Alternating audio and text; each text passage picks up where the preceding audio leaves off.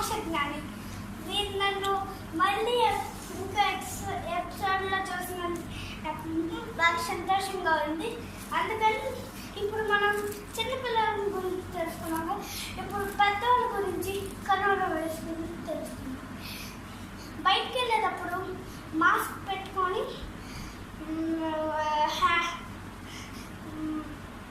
gloves వేసుకొని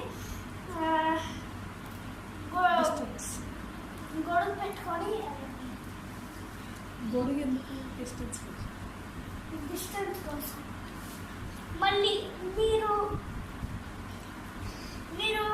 office నుంచి